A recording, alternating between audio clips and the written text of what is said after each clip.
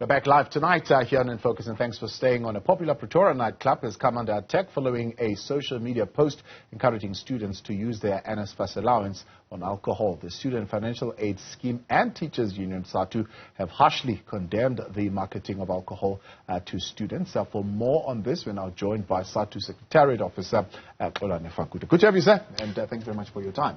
Greetings, Tibos. Let me greet you and the viewers as well. Do we have parameters that speak to the marketing of alcohol targeted at students? We'll come to the matter of the NSFAS allowance, but broadly speaking as a country, do we have strict parameters and regulations that say thou shalt not market such and such product to students?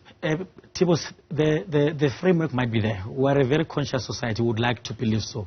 However, we believe that also a bit more could be done to tighten some of those regulations.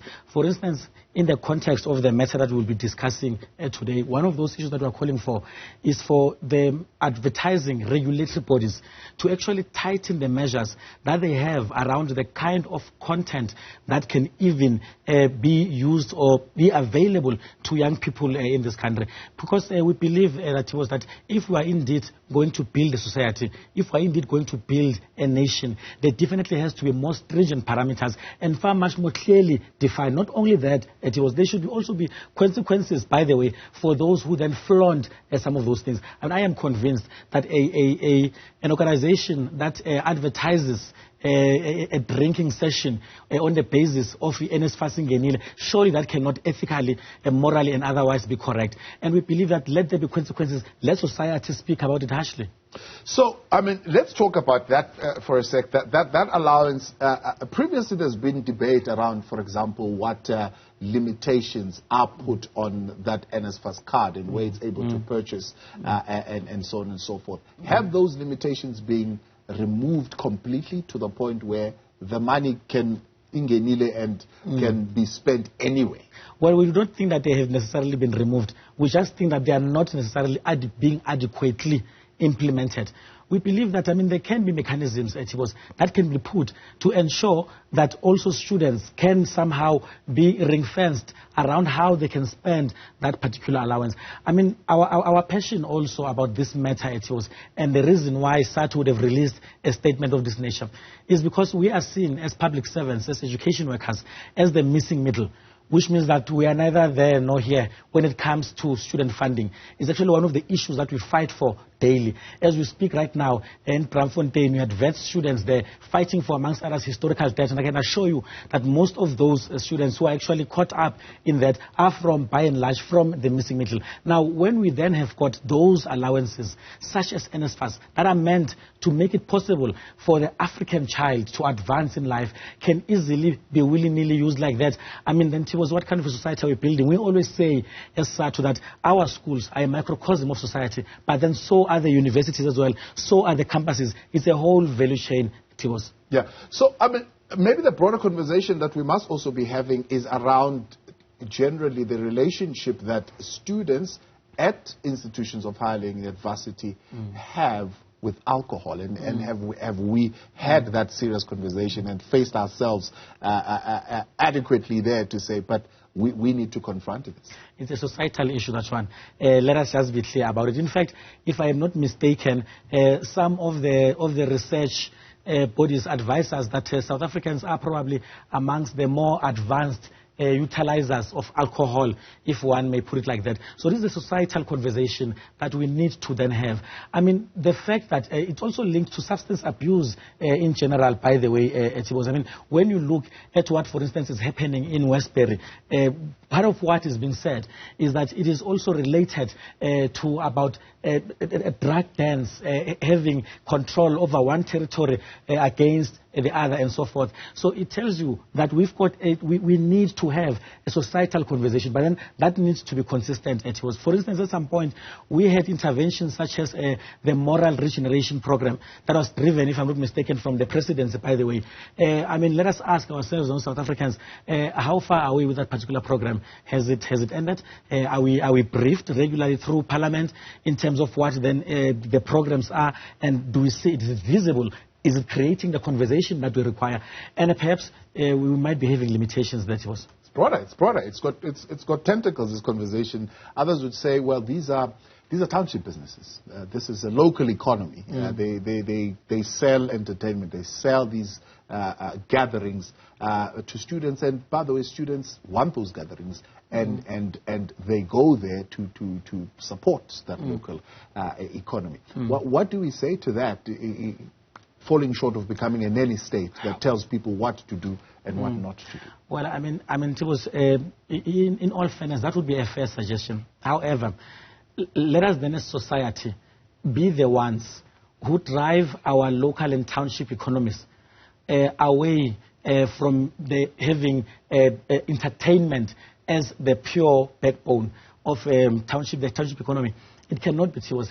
For instance, we speak of the manufacturing industry. We speak of light manufacturing and other interventions, by the way. We speak of the green economy.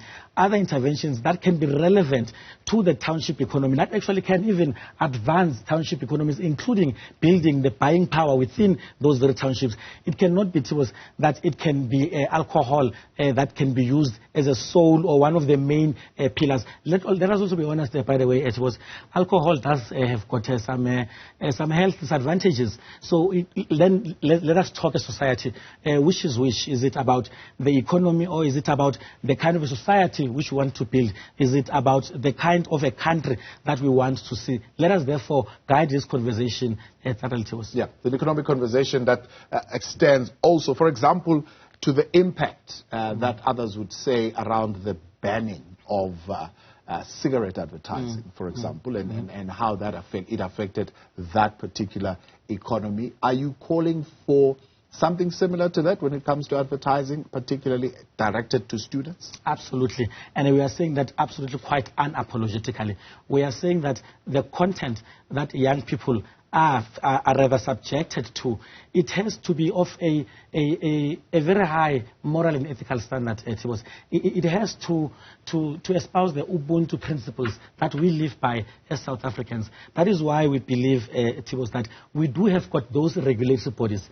They can play a far much more active role in terms of how they regulate that space. Of course, one would then argue and say, by then you've got the social media space, which also is a marketing platform itself, which perhaps would be difficult to control. But then that is where then we speak of a multi-stakeholder society. I mean, I was here just recently, for instance, speaking about our school fair campaign, which we're also mobilizing corporate partners to play along with us. And that is the same context. It is about how do all stakeholders, multiple stakeholders, keep the conversation going such that it cannot just be reduced to rands and cents. It cannot just be about the township economy. It has also to be about the kind of a society that we want to see it was. I mean, the cigarette ban, advertising ban, for instance. Yes, we know the impact that it might have had in the value chain in terms of employment and so forth, but then was it too high a price to pay? I mean, evidence can suggest also, if one was to check carefully, that perhaps we have even had a reduction in terms of the smoking rates in our country because of that. I mean, as other countries speak of that, about how banning some of these things assists. So let us have the conversation. Let it be ongoing and consistent. Interesting. And young people could say, but of course you're not government, but government communication, for example, could encourage a particular behavior that is aligned to youthful entertainment. I remember, if my memory serves me well, it's probably failing me, but one of the strategies, for example, adopted, if I'm not mistaken, in Limpopo for getting a COVID-19 jab was to communicate to say, no, don't go to Groove without one, or something of that nature. The language might have been different, but it was something almost that would say, well, we encourage you to groove, but groove safely.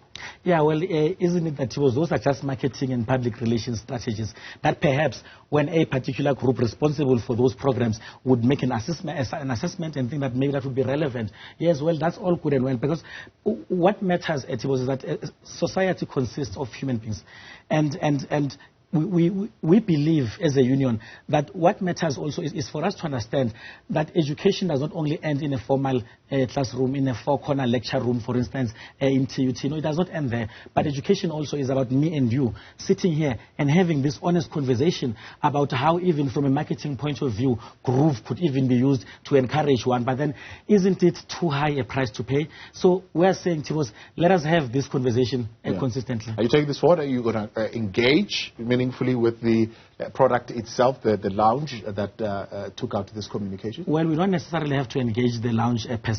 As we've already released a statement, and we've already have been clear that we are calling on the advertising regulatory bodies to play a very, very active role in terms of how they then manage this, which is what we have brought as a union to the fore, amongst others, to say that this cannot be the society that we're building. We refuse to accept that. Xolani Fakude, appreciate your time as always. Thanks so much. Thank you very much for the opportunity. Sadtu Secretariat Officer there, Xolani Fakude. They are raising their concern around the advertising of alcohol directed at students, but particularly the call on them to use NSFAS allowances to buy alcohol. All right, they are calling on regulatory bodies to certainly monitor that space.